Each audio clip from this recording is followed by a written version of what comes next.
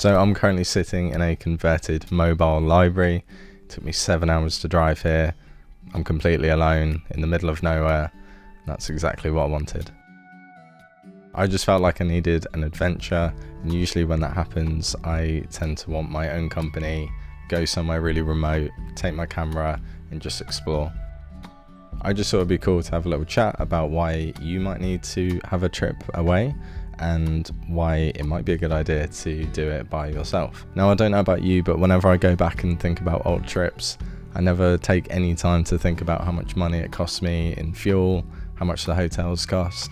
I just look back at all the old photos and the videos that I took, and I'm just glad that I experienced the location. And I'm sure you're the same as me. You don't go back and think about like that trip from 2018 and you think, oh, I wish I never went on that holiday, and I wish I had like the £300 that you spent on getting there back in your bank account. Like, I just don't think anyone thinks like that. Or maybe you do, but the chances are that you're glad that you went to that place. You've probably got some really cool photos to remember it by, and it kind of takes you back to where you were at that point in your life, the people who were in your life at that time, what you were like as a person in that time.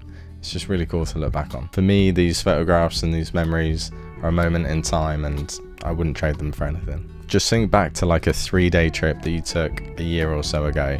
I bet that you can still remember the food, the people, the layout of everything. I bet it's still really clear in your mind. Now try and think of a 3-day period, even a couple of months ago.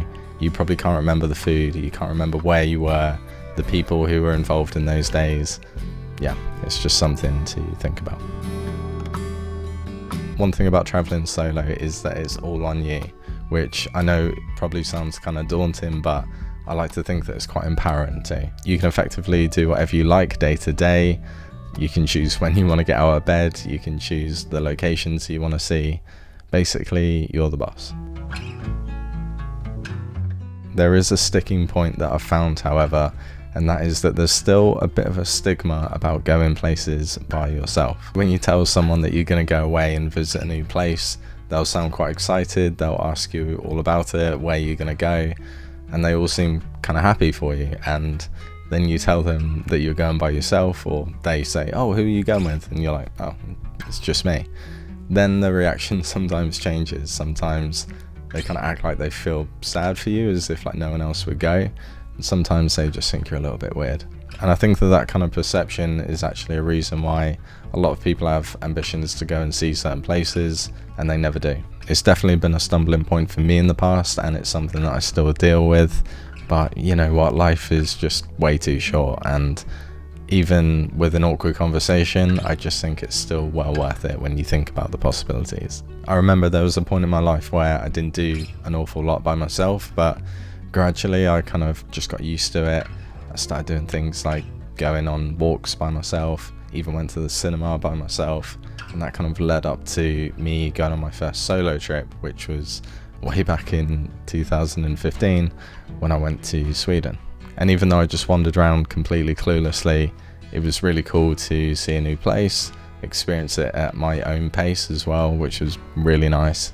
And yeah, I just think once you've done it, you kind of get over that fear, and it kind of propels you to do even more. Not many of us in modern day life are ever truly alone. Even when we work all day inside, we've probably got our phone next to us and we're chatting to different people. We're always connected to someone. However, when you get away from it all and you go and visit somewhere new, you can immerse yourself in that new location, you can get outside into nature, you can truly be present in that moment. This is when you can truly decompress from everyday life.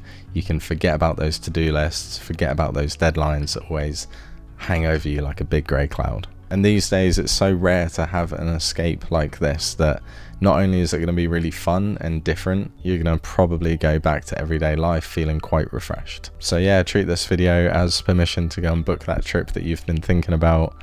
Whatever you want to go and do, see a new location, take photos, relax, anything like that. Whatever you want to do, go make it happen. I'll see you next time. Cheers.